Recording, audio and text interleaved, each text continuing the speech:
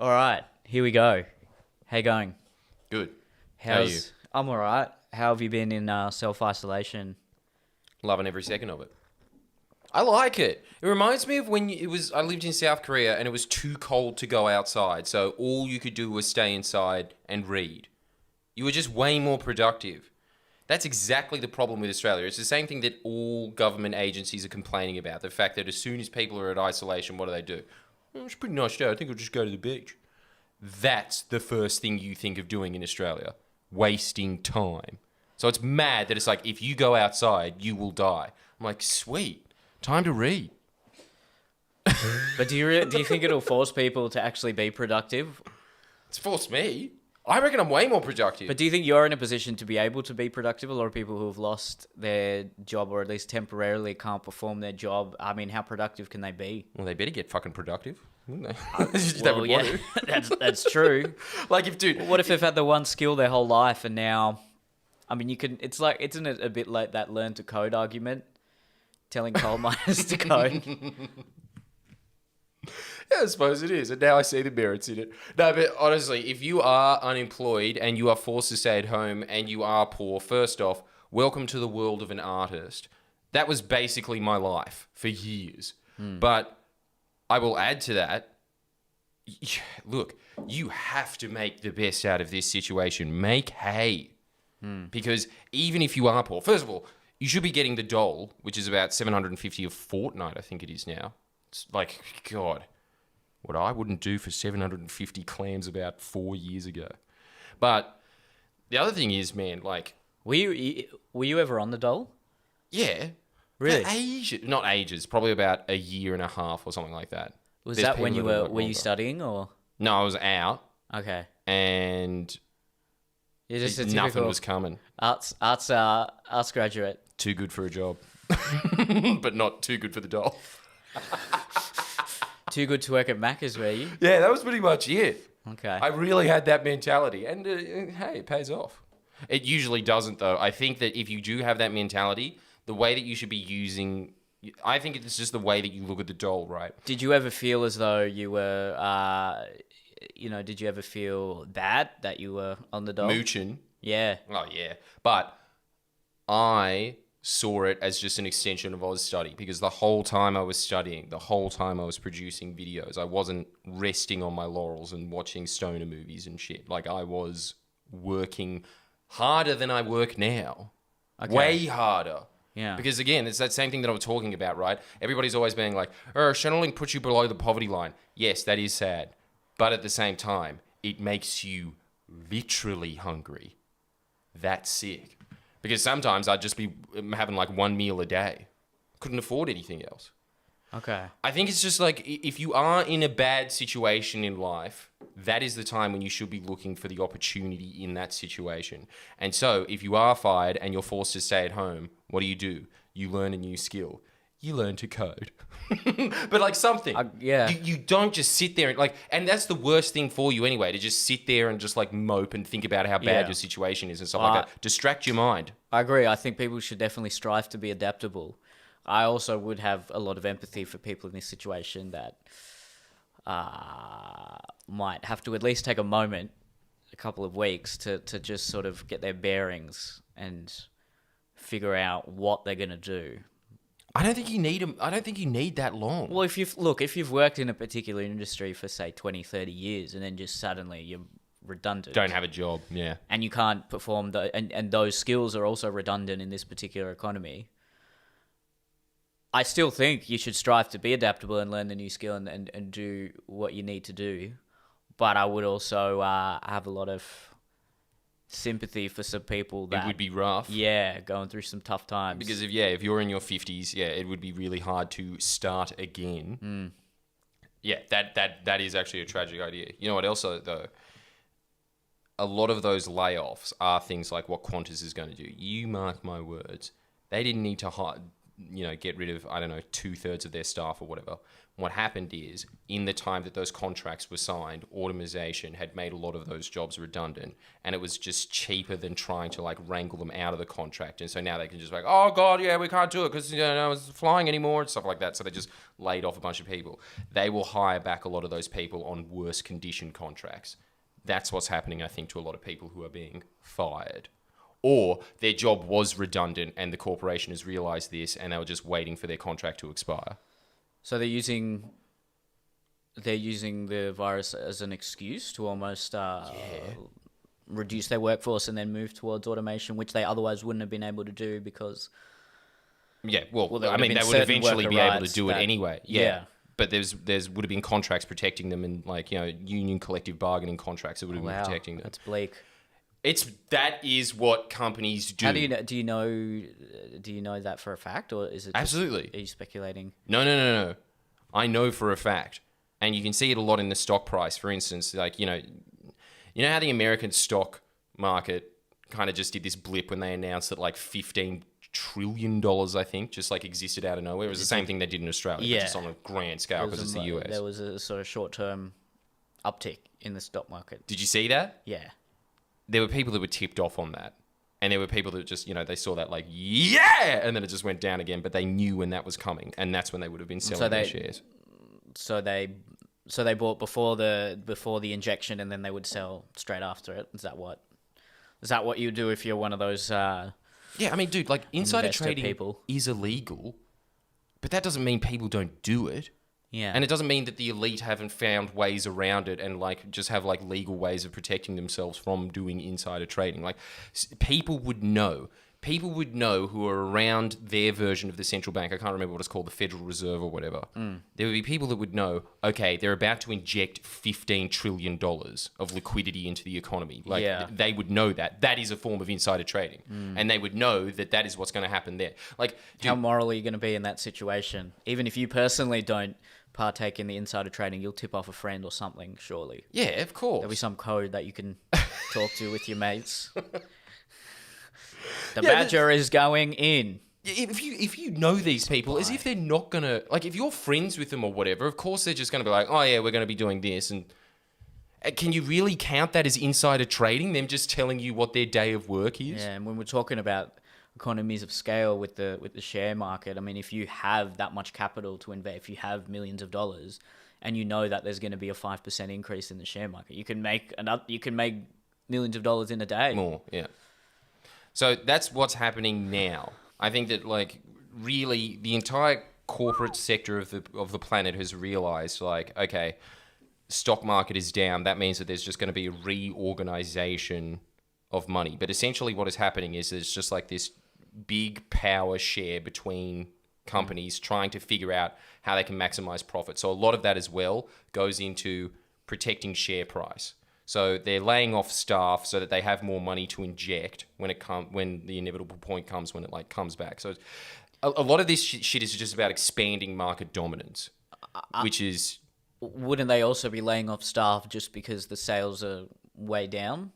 I think that that's what's happening on like mid to low businesses. But in fact, actually, I know a couple of people who are high up in the corporate world. They're in their 50s and 60s or whatever. Even with airline companies and things, people literally just aren't flying right now. That's true. But they also know that there is no way that a national air carrier like Qantas is ever going to just be let to go to ruin. Like, they're always going to bail out your Qantases, your Malaysia Airs. These things are safe. And they know that. And so they know that they can do all these things of just like, siphoning money off into accounts and crying poor and stuff like that, and just to get cash injections. This stuff happens, man. This is what happens during financial crisis. The same thing happened in 2008. The same thing happened in the Great Depression. It just becomes this battle royale between companies who realize like, oh shit, this is a time where we can just, we can really grow. Especially because like banks will just be loaning money at like pennies on the pound interest rates, and all that shit is happening now. So yes, when it comes to like mid to low businesses, they're getting screwed over royally. Like your bakeries and your... I don't know, like maybe even like architect firms that only hire like 10 people or whatever, those kind of things. They would be getting royally screwed over. But dude, the major companies on earth aren't. It's always the same. Like, it doesn't matter what the economy's doing. They're always going to profit out of it. Anyway, that's Okay. Grim. Very grim. Anyway, are you like? See, this is what happens, man. As soon as you don't, you just said this before we turned on the cameras. Let's not talk about Corona. What did we do? Talk about Corona It's for hard 20 not to, minutes, isn't it? Yeah. Well, anyway, I'll go on to the other subject that I was just like, I want to get your thoughts on. By the way, I got to mention a few things. So I mentioned a guy on the podcast a couple of weeks ago, Tristan Barker, and the way I spoke about him was actually was a bit dismissive, and we've had a message exchange, and I just want to, say that he's still making content, and everyone who listens to this podcast should definitely go and check him out. Tristan Barker, it's spelt the way you would assume it's spelt. And he's one of the few people that when I started out, I don't know if I'm sure you get a lot of messages of people saying, you're an inspiration to me, and do you have any advice, etc., etc. And I messaged a lot of those guys at the start. He was probably one of the only ones that actually responded. Yeah? Yeah. So...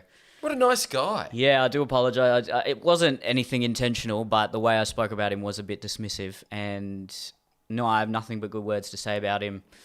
And I know for a fact it's basically impossible to respond to a lot of those messages now. I try to, but it's very, very hard. So It gets lost in the sea. yeah, shout out to Tristan.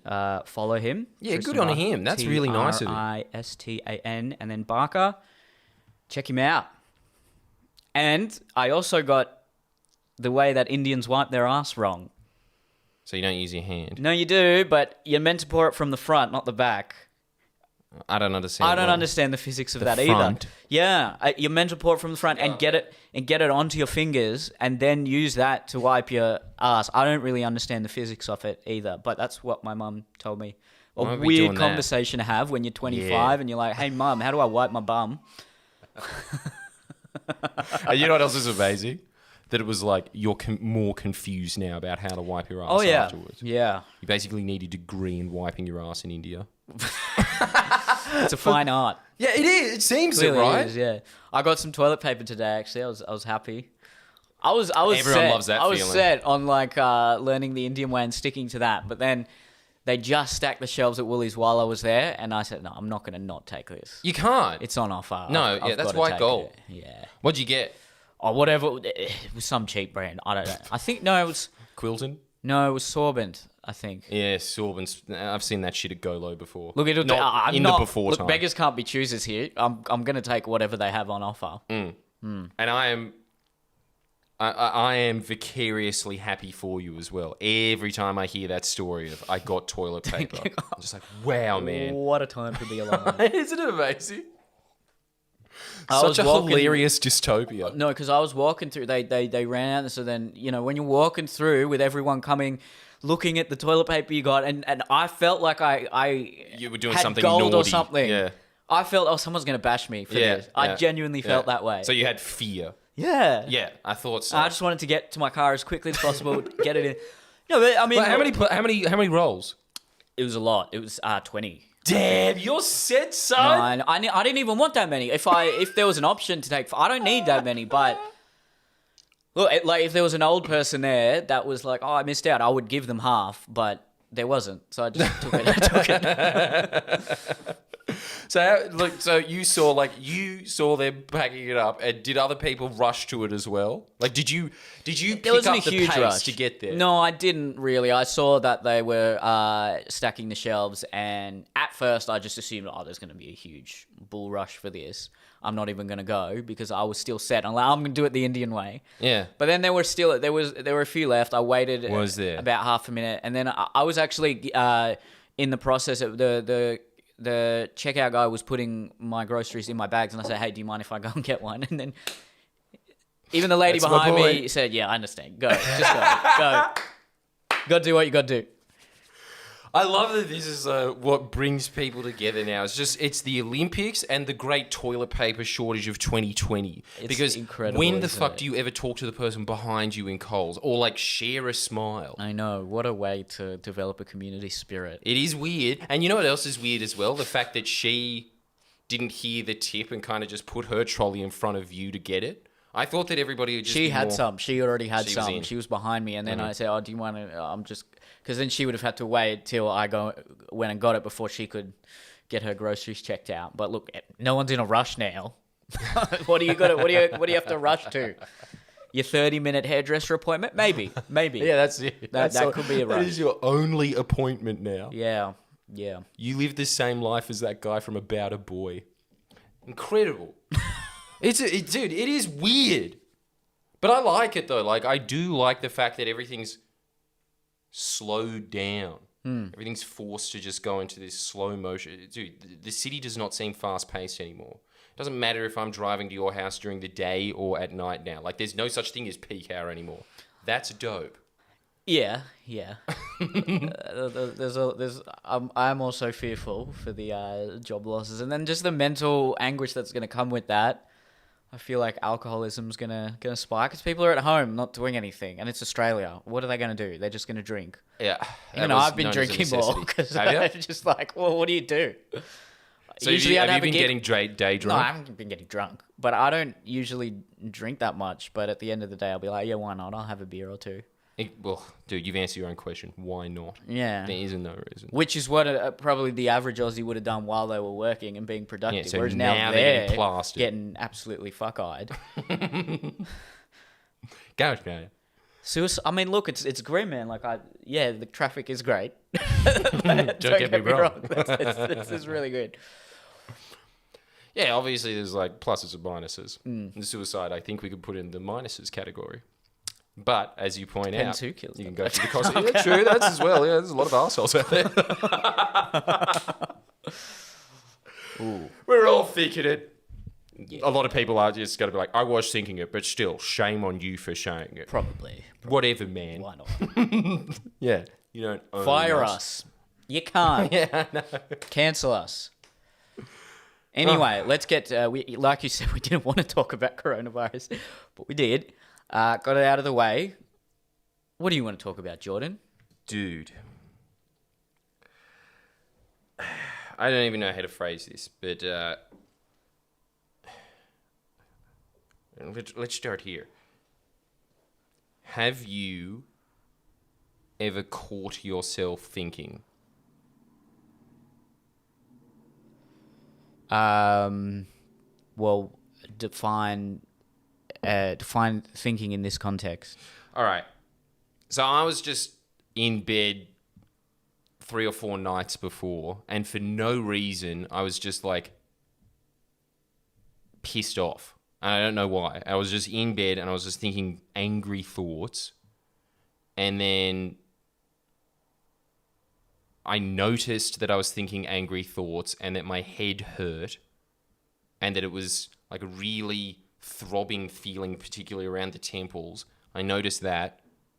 And then I just realized like, oh yeah, okay, hang on, I can change that. And then I stopped being angry. Then yeah, I've noticed myself thinking. Dude, like the next question is, who the fuck's noticing that you're thinking? What the fuck is going on there? Dude, what is that? Holy fuck. Isn't well, what do you mean? Like, so you're saying not many people are doing that? No, maybe everyone does it. I don't know. I'm assuming everyone does it if you and I have done it. Probably everyone does. I mean, it's essentially, it's mindfulness, right? You're observing your thoughts. Yeah, but okay. You understand if you're getting in a negative thought track, you try to stop that. But okay. But you are noticing your thoughts. Yeah. So you're thinking, and then you're noticing that part thinking. Yeah, so there's two parallel thought processes going on at the same. They're going on in unison. Yeah, there's probably multiple. Right. So you're intrigued by the concept of that there are multiple thought tracks almost going on. Thought tracks, which also made me think, because I think that this also happens, right, is that like, okay, you know, people with multiple personality disorder, there's records of them when they change into another personality. Yeah. Like, dude, sometimes their eye color changes. Really? Yes. That's creepy. Yeah. Really? Yes. So, That's insane. isn't it? And other Gotta things happen verify. as well, other physiological things. I can't remember what they are, but I always remember the eye color one. So what do you think you can conclude from something like that? Look, maybe everyone has multiple personalities. Because how else are you just like observing something?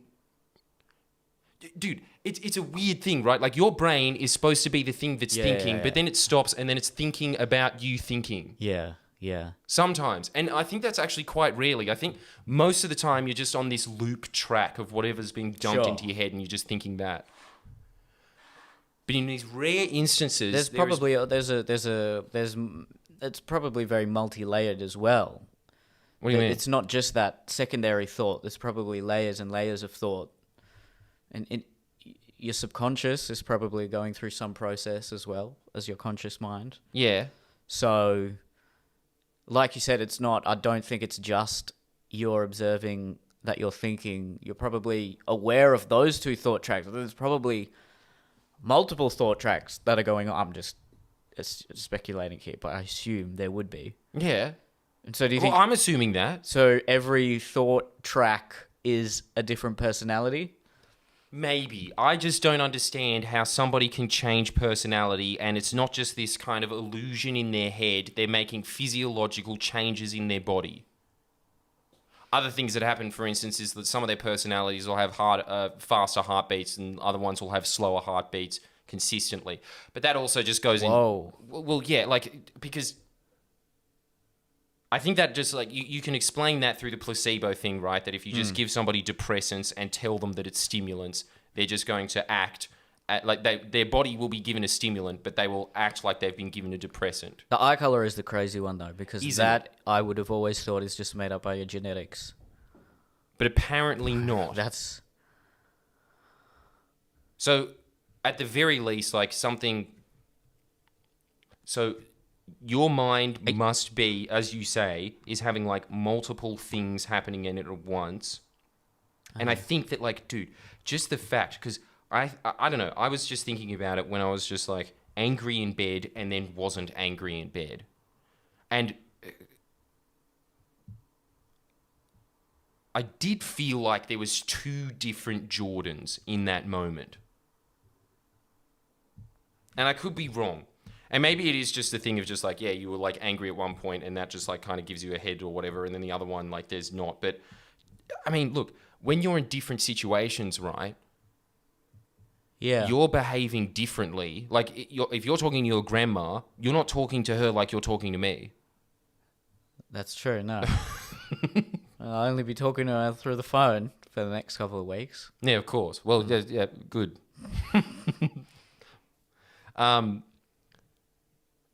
I like, and like in every situation that you're in, you're like playing a different role.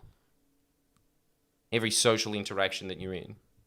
Do you think the suddenness of that change was what led you on the path to think that,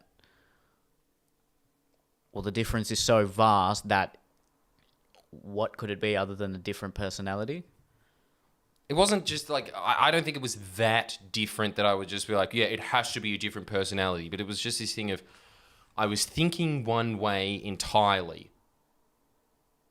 And then something observed that I was thinking that way entirely. Then I changed the way that I was thinking about those exact same thoughts. Yeah. And, you know, my attitude changed. My emotions changed. Like my physiology changed. And so I think in that moment, you would have to say that you have become like a different person to some degree. Like if you put angry Jordan, wouldn't you say a person is just the end product of all the thoughts that they've had up to that particular point? But then what happens in multiple personality disorder then? You'd have to ask a psychiatrist. I don't know. I don't know. Yeah, no. You should have that answer. Knock, knock. Uh, Yeah, I'm just. knock, knock. Who's there? Greg. Knock, knock. Who's there? John. It's just a shitty knock, knock, multiple personality joke. That's all I'm qualified to say on this subject matter. Like, I really don't know what else I can say. Caught in the spot. I don't know. Yeah, well, okay. Yeah, clearly you're not the most qualified person to ask that, but it's just like this is a very strange phenomenon to me that thoughts. Because I keep going into these things of just like, like you're the creator of your own thoughts, but then there's also just the thing of like you're also just the sum of all your thoughts. Yeah. Okay, I understand those 2 points. What I don't understand is how you're able to shift your thoughts so radically, and it's, dude, I don't know, like it just seems to change your brain. And like, I don't know, Right. It's like this weird thing where you sometimes get like really quick, lucid elements of control over your mind. It's kind of like, I guess, what you were trying to achieve with like lucid dreaming or whatever. Yeah. Well, then that begs the question, what aspect of your brain is actually the one in control? Which is the thought track that is in command and that supersedes the other thought tracks? Because, okay, I'm guessing that it's just your reptile part of the brain that if a burglar comes in here, we're just going to be like, fuck, and we're probably just going to go on auto command, right? Like, it'll just, we probably won't be conscious of that moment at all.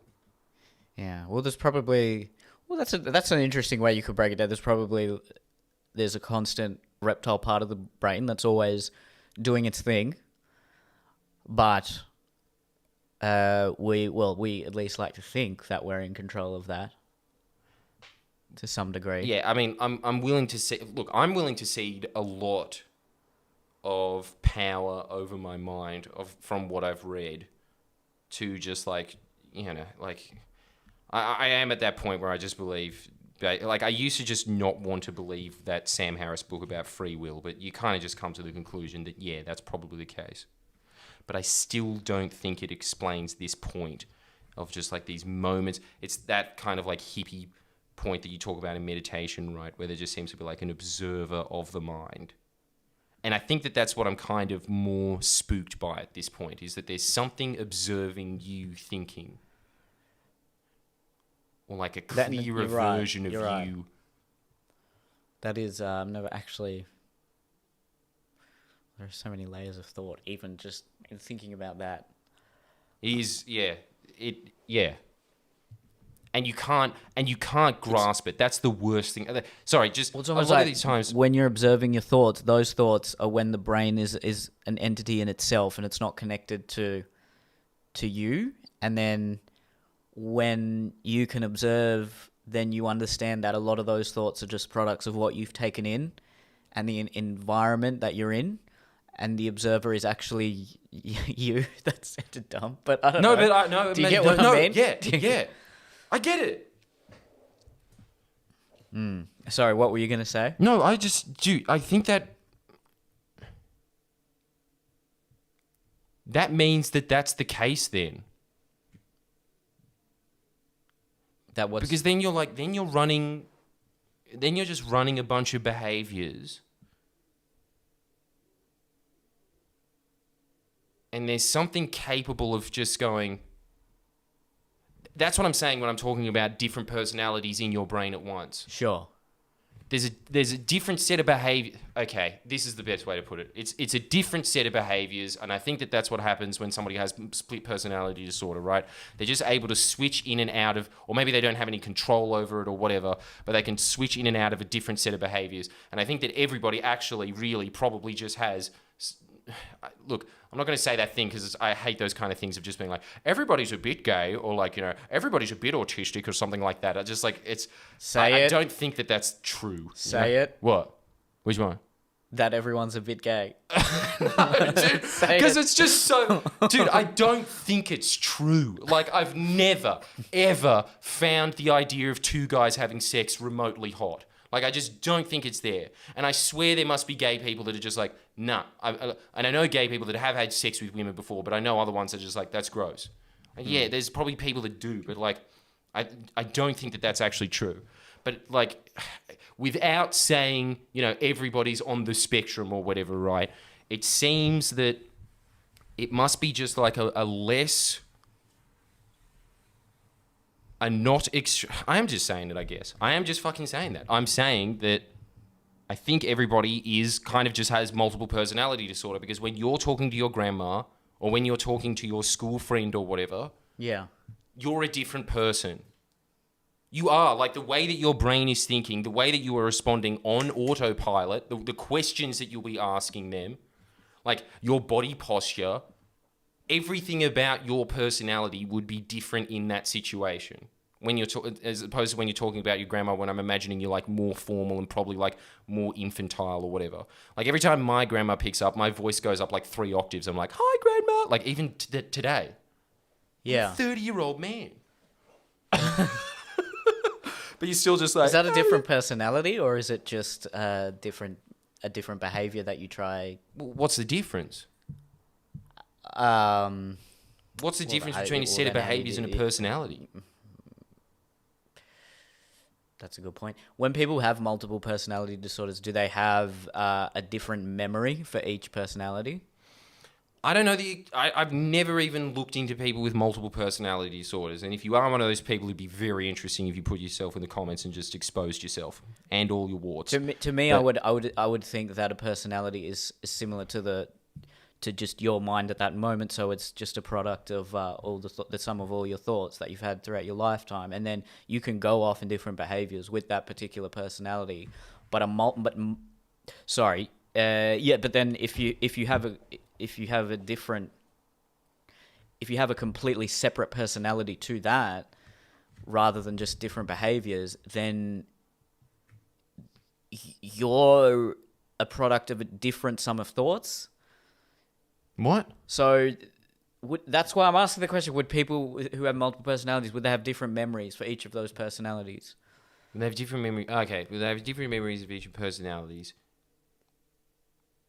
Because the way I'd say a personality can be defined as the sum of all your thoughts and behaviors up to that particular point.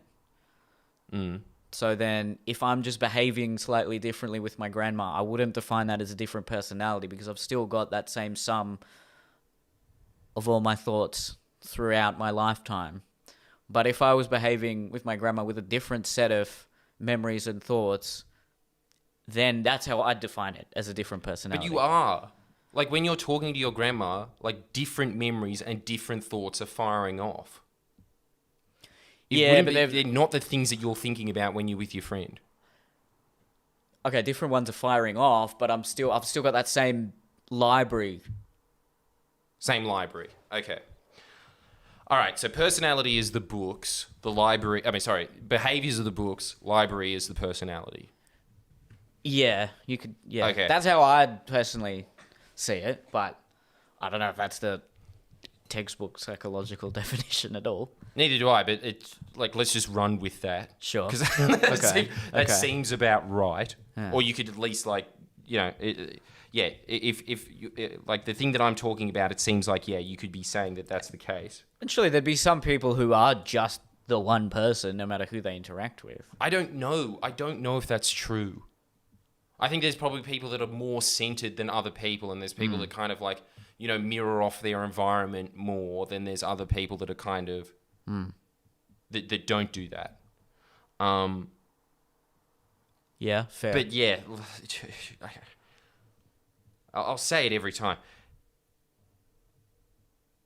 If a president, even if there's like some chill stoner that sits there and they do kind of treat their grandma the same way that they treat their friends, if the president of the United States walked in, there would be some shift in physiology there. Some. So like, different stimulus is like cueing off how you're going to be behaving when you're like in a different environment. But I think that But then are they a different person? Or they're just behaving differently? Yeah, okay. So they're behaving differently. So okay. So it's too extreme to say that you're a different person in these situations. Yeah, okay. Because still just the behaviors are the things that you learned because you've been memorized, that you've been taught to behave in that situation, and they're coming off you, who's kind of just like the center of you or whatever. But the thing is, like, it still doesn't. I guess you can scrap that point. I would be very interested as well to add to the shout out if anyone does have multiple personality disorder. If something were to happen to you with personality A, would you then remember it as personality B? What if it's not behaviors? What if it's beliefs? Yeah, but they're intertwined, aren't they? Your beliefs will The belief influence is the I behavior. think. Okay, behavior is I'm doing this now. Yeah. Belief is I think this. I think this. But that's what's happening in that person's head when they've like split off into different personalities. They believe they're that person. Yeah. You would have to believe it if your eye color is changing. That's true. It would be like a core. So that's actually what's happening in that situation. So when I was angry in bed, it was like a set of beliefs that was firing off. And then there was something there that was just able to kind of just... It was just kind of like a record player, just being like... to put that CD away and just went... and just put another CD in. And the other scary thing about that is, well, it's not scary. It's just the way that you look at it, right? Like it's what would have happened with you. It's a great metaphor. I like that. What the CD invisible player. hand taking the record off. No, I'm gonna always think that way. I don't know. It's just a bit spooky to me. It's a bit spooky that there's something there that like you're not really controlling. That's just kind of like. But Well, to what degree are you controlling that process? because look, this is okay. You noticed this, right? When you started learning self-help. Yeah, it's a product of what you've read more than a product of your organic Yes. thoughts. And your person, okay, has your personality changed or is like changing your behaviors? I don't know, right? But what I do know is that, okay, say I never read any self-help books.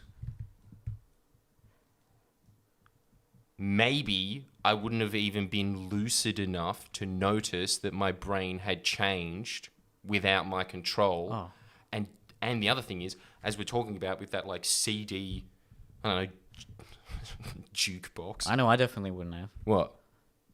had that level of consciousness to observe my thoughts like that. Why not? Because before I read self-help, I never did that. I would just be on autopilot with my thoughts. So before that, you never had the point, you never had the experience of being able to observe the fact that you're thinking. No. Okay. Well, I never consciously would try and do it. Okay. Damn, whoever fucking thought of that is a smart cunt. Yeah. Yeah, they really are. Because that is just an old thing that has been recirculated and recycled in the self-help community for, decades, hundreds, maybe thousands of years. Does it come from ancient Greece? No, well, yes, but I've also... They like probably co-opted it from somewhere else. Or maybe it's just... If you sit there and think your entire life, you will get to the point where you just notice that someone is thinking. I don't know, but a lot of ancient Chinese philosophy, a lot of ancient Indian philosophy comes to that kind of same point that there's like an observer there. Yeah. But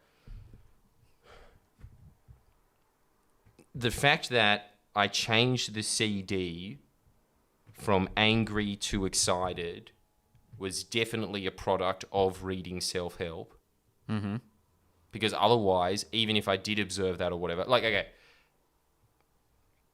maybe my brain wouldn't have been conditioned into changing it from excited to angry, and it wouldn't have even been conscious enough to observe the fact that I was angry, so I'd probably just stay in the loop of anger until something else changed it off.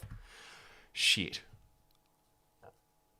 dude, maybe that's I've never Think even about the thought about long-term before. ramifications of that as well. Exactly. If you stayed on that playlist of anger, to continue the metaphor, that would just that would exponentially Make your affect you. life worse. Yeah. So the fact that you could hinder it at the start at its inception, who knows what would have happened if you hadn't done that? Yeah. Or you'd just be be a normal dude. Yeah, I suppose, right, yeah. Yeah, okay. You'd just be the guy getting angry that there's no toilet paper. But then again, we'll all probably get to that point. Dude, okay, so if that's what's happening, okay, so that's what they're talking about. I think I've never really, because I just hear this word over and over again and this is why that field of self-help never really speaks to me much. It's just just the, consciousness, just relax. I don't have that mindset. I have a really Tony Robbins-esque mindset. I'm really into being excited and motivated. I'm not into like chilling out and just observing. But that's the advantage of it. That's what's happening there. I think it's all just about clarity. Okay. It's about, like, I don't know, just it is that meditative state where you're no longer present anymore. Sorry. It's the exact opposite. You're completely present. Yeah. And so there's none of those thoughts firing off. Maybe the thoughts are still firing off, but yeah, you're observing those thoughts are firing off. That is the meditative state. Were you able to instantaneously change your emotional state from anger to excitement, or was it more... Because I found when I get into those negative thought tracks, I don't change the record immediately. What I do is I say, okay, this is temporary. It will pass. But I don't think I'd be able to just switch from anger to excitement like that. No, I think I can do that. Really? Yeah, I'm very, very good at switching emotion, I think. If I'm able to observe the fact that I am in an emotional state. Yeah. In the first place. That's the actual problem. You can completely switch it, not just alleviate the intensity of it? That's a good question. Because that's a big emotional change to go from if you're consumed by anger to just instantaneously switch to excitement. I mean, well done. You're a guru here. You've reached enlightenment. But I think that's what happened in my head. Because look, you have learned in self-help to get into, because that's like a really Buddhist idea of just, if you're happy, that's going to pass. If you're sad, that's going to pass. That's that Buddhist mindset. I'm not saying there's anything wrong with that, but there is tools. There is neuro-linguistic programming tools that you just get taught if you read those books.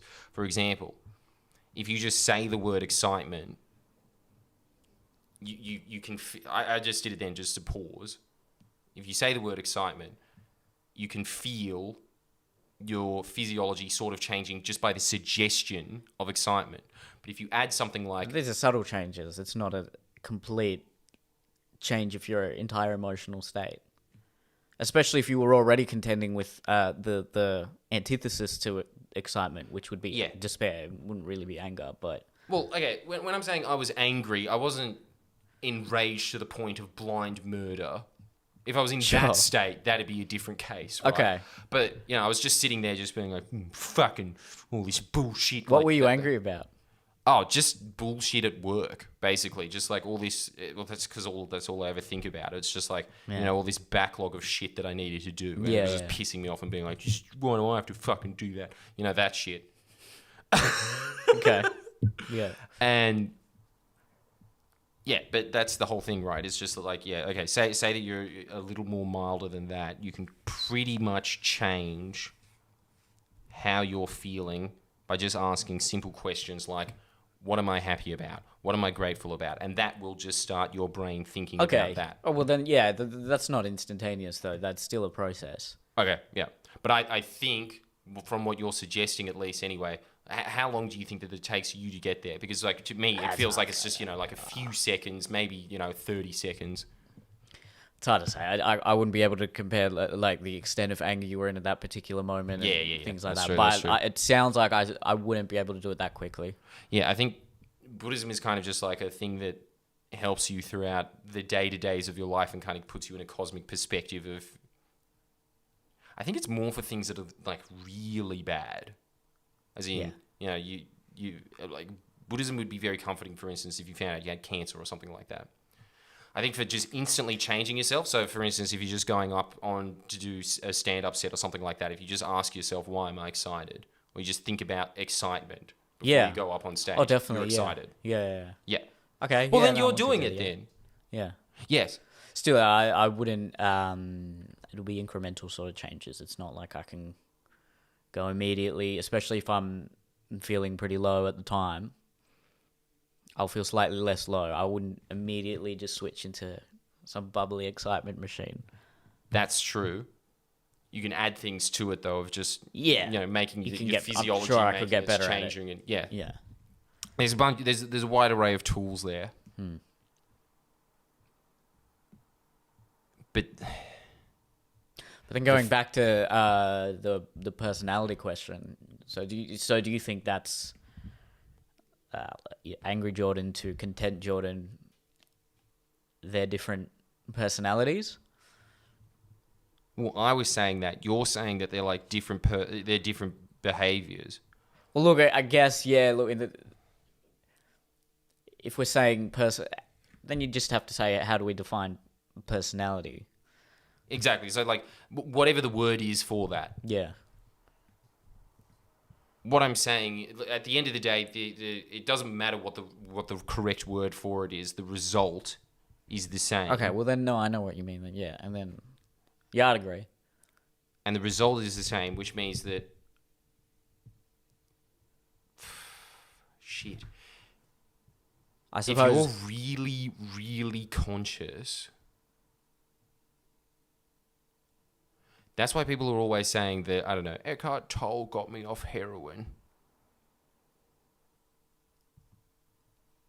It's because he's trained people to get so in the zone of just focusing that they're able to You read The Power of observe Now, right? that kind of stuff. Yeah, I read that. That was a good book. His other book, I can't even remember what it's called now. It had a tree on the front of it. A New Age or something like that. I think that was a better version of A New Hope. It was just a clearer version of A New Hope. Okay. He basically wrote the same book twice. Yeah. Okay. I mean, look, if you got that, that's fine. But I personally like his... So does Oprah, actually. That book. I think that other book explained his point better in it. Okay. And he is really talking about this a lot. What's it I called? haven't thought Sorry? about it What today. is it? I can't even remember now. It's got a because tree so on it. long ago. It's got a tree on it. A New Age or something like that. A New Hope. Oh, fuck, I don't know. But that's all about that.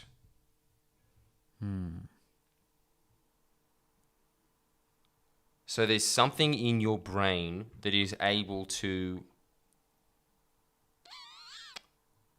It seems like the tool for the very beginning...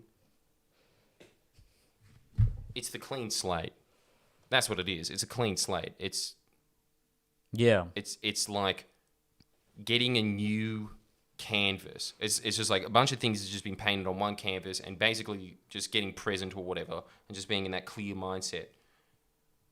That's the new art canvas in front of you, just being like, there, blank. Paint what you want on that. Yeah. So it's like... is that consciousness? Is that how you want to? Because like It an must animal, be. for example, it's not able to observe its own thoughts. It just reacts. Just has a primal reaction to everything that happens around it in its brain. Do we know that? True. I don't know that for a fact. I'm just assuming here. I don't know if dogs are like, oh no, I shouldn't think that way. Yeah, I don't know. Could be. But It doesn't seem doesn't. right. Yeah, it doesn't seem like it. Who knows?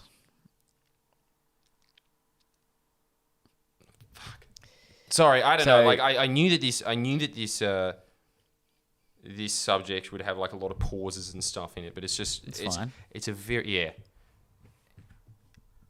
It's a spooky prospect to think about, that you have some kind of... You have a mechanism for restarting your brain. How do you think? Because I've heard theories that earlier Homo sapiens, or whatever it was before Homo sapiens, there was Homo erectus and a few others, they didn't have that ability. And only very recently we've had that ability to observe and be conscious of our consciousness. Really? So it's a newer thing. That's what I've heard. That's what my dad told me, but I don't know. I haven't read the literature on that. Fuck. Because cavemen or whatever wouldn't have had that ability. They were just reacting, and were on that constant autopilot. Damn. I don't know if that's true. I don't know if there'd even be a way to verify that. No, but that sounds... Look, it'd have to be... Well, I don't know if it's just... But, like, at some point down the evolutionary change, even if you get to, like, microscopic organisms or something like that, they are definitely reacting. There is no consciousness there. And just the fact that we're able to choose whether or not we give in to our basic human instincts, that's evidence that we're able to do that. Whereas no other animal can really do that. So we see a girl, and our primal brain is like, yeah, go and fuck her. But we have the ability to control that. Whereas no other animal can really, they will go and fuck her. Wouldn't they? If they're on heat or not. Yeah. Yeah. Shit. I always have to say that I'm very, this is not at all my area of expertise, but doesn't that get to a lot of just like Western philosophy? Like that's what separates us from like the brutes or whatever? I guess. Man, maybe that's like how you... I don't know. Maybe that's how you harbor intelligence.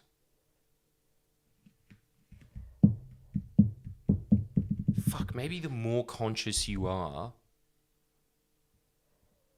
Because think about that. Dude, what kind of evolutionary reason would there be to be in control of that primal brain? Well, how did it even get to that point? Like, why the fuck did you even evolve that? Well, because the primal brain would have been a necessity to stay alive. Yeah. So then, to evolve a mechanism to be in control of the primal brain, what possible advantage would you have in that context? Control. It's about control. If you're... Dude, it's... Holy shit. Okay, if you're doing that... Yeah. And you're able to control your brain, and you're able to observe things of just like... I guess like pattern recognition and things like that, right? Of just, you know, if I cut this stone like this, it's going to make it sharper so it's easier to pierce skin of boars and stuff like that, right? Yeah, yeah. If you're able to be in like a conscious mode for longer, you're able to... Because, dude, that's what it... Dude, it's controlling thought. Fuck, that is wise. I never even thought about the importance of Eastern philosophy. I was always just like, yeah, it's just a bit too hippie for me. But I do really like hippie shit. But I kind of like it as like an escapism, I guess. But no, right.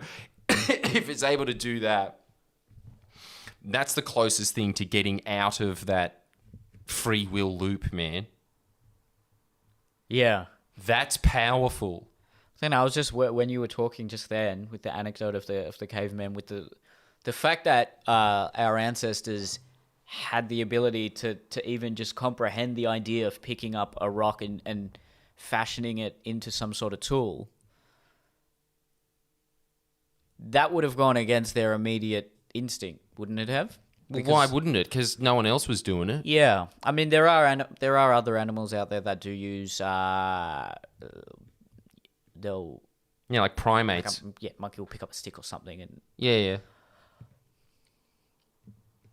so then maybe that is an indication that it does exist, that it has sort of existed. It's not just a recent thing. No, primates would have to be conscious to some degree because they are able to self-correct behavior. And they have Well, there really you go. complicated Okay. social Then societies. Okay. Well, this is not just a human thing then. Well, this is the whole thing. It's just like when people say it's what separates us from the animals. When do you cut off animals? Because chimpanzees, as everyone says, the DNA is really close or whatever. But the other thing is that it is when you hear someone like Jane Goodall, is that her name? Yeah. Jane Austen? No, Jane Goodall. Jane Goodall. Yeah. She when she talks about what she observed chimps doing, it's very scarily human. It's really, really close. Yeah, I've heard. Do you have any book recommendations? Does she have any notable works? Yeah, she does actually, but I can't even remember the name of the book because I've never even read it before. But I've been listening to her on Masterclass, and she's just because I've got nothing really. There's nothing really to learn from her except for the fact that she's led a really interesting life. Yeah. And that was the whole thing. Is just before her. That's why her research is so breakthrough because why? Because look, we had to redefine what a human being was after Jane Goodall presented her years of research on chimps. Okay, so do you think if a chimp is a neighboring opponent chimp comes into the territory, the alpha male, do you think when they puff out their chest and increase their aggression, do you think that's just a unconscious reactive state, or do you think they're telling themselves, "Oh, I've got to beat this guy. Come on, pump yourself up"? Do you think they're aware of their emotional state at that time, and they're maybe taking steps with that invisible hand to put themselves in the optimal emotional state for that particular predicament? I will say, and I think that this is just the same thing when it comes to human beings as well. Some people are just more conscious than others. And I think it's the same with chimps because I remember reading about this chimp empire I think it came because most chimp colonies maximum get up to about 50 and then they start breaking apart. It's too big. But there was this one chimp empire that was 250 chimps strong and it had an army and it started colonizing other areas and expanding its territory. It became an empire in chimp land, right? Anyway, this was all because the alpha male was exceptionally intelligent and particularly socially intelligent. And there was one point, and he was able to maintain the crown for, I can't remember. I don't know how long chimps live. Let's just say that they live 40, 50 years or whatever. Most of the time, usually when a chimp is dethroned, they don't usually get a second shot of becoming alpha male again. But what happened was he went back, reorganized the chimps below him, and expanded how many of those were his goons, I guess, so that he could topple the alpha male chimp again. And then he had an even more power. He created kind of a mafia or a mob around him. Okay. And they were loyal to him. So he figured that out.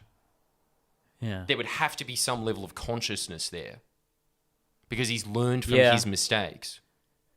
It's not okay, so maybe some chimps, when they're coming up and they're just being and they're puffing and stuff like that, obviously there's going to be some level of just instant reaction and instinct there. Do you think just the ability to learn from your mistakes is an indication of a higher level of consciousness? Because a lot of, if a dog touches a hot stove, it's going to not touch the stove after that. That's instinctual, though. If you're organizing... Because really what that chimp was doing was pretty much just playing chess. Sure. That's a very complicated political maneuver. Yeah. Then it would even beg the question, just because we're foregoing some sort of primal urge to eat or something like that, but instead we're giving it to someone else, is that us consciously controlling the primal brain, or is part of the primal brain the insistence on building social connections? So we're also not really consciously in control of that, but because we have that inbuilt mechanism to build social connections, we just know, no, I'm not going to eat all of that. I have to give some of this to the alpha or whatever. No, because some chimps don't. Some chimps, the alpha that deposed that guy, Yeah. he didn't do that shit. He just did it all took it for through themselves. brute force. And that was the reason the Okay. other chimps hated him. Okay. So this... Man, that is a very powerful concept. I never... And I've been reading self-help for Intriguing. decades. But like, Yeah. dude, if you are able to control your thoughts... Yeah. That's a very... It's an incredible insight. And it always just reminded me of this... well, sorry, it doesn't always, but it reminded me of this thing of, you know, like, most people can only look at a watch for 7 seconds before their mind changes. And a monk, somebody who's been training as a Buddhist monk, can focus on it till it gets to about 30 seconds. And there's always just this saying in, I think it's Buddhism, but there's this saying that he who can watch the entire watch go to 60 seconds without changing thoughts, or just being conscious the whole time and not having thoughts interrupt. And it was just being like, he who can do that can control the world. And I was always just like, that's stupid. I always just read that and was like, that's really lame. But now I'm actually starting to see the wisdom in that. If you are able to be conscious for that long and other people aren't able to be conscious for that long, and you're able to, in that consciousness, reorganize your thoughts to suit you, yes, you will be at a marked advantage. So I think that consciousness must be linked to intelligence. The more conscious you are, the more intelligent you are capable of being, because you're able to focus longer. Yeah. And you're able to marshal the thoughts in your head into a more sensical path that suits you at that time. Wow. Holy shit. That's why character actors are highly intelligent people. Just putting it out there. We do have to wrap this one up. Okay, so. just one more question while you're on that, though. Yeah.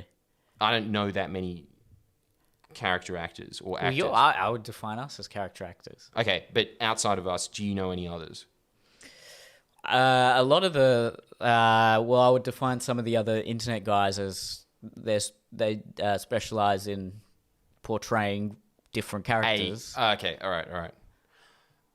I want to see somebody else who's more... I would definitely say it's an indication of high social intelligence to observe those archetypes in society. Not only observe them, but amplify particular traits in order to satirize them.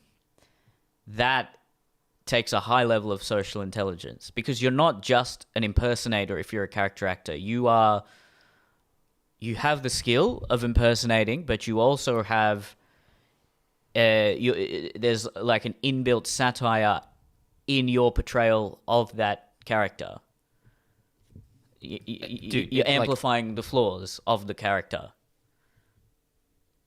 It's the same thing. Like, okay, if you are conscious, that is really directly linked to being observational. Yeah. So character actors, maybe conscious and smart. if they're good. Yeah, true. There's a lot of bad ones out there. Well, anyway, yeah. Sorry, we'll wrap it up. But yeah. Holy shit! Think about that Think about it. when you're in self-isolation. Yeah, All right. it's a perfect time. Subscribe. We'll see you next time. See ya.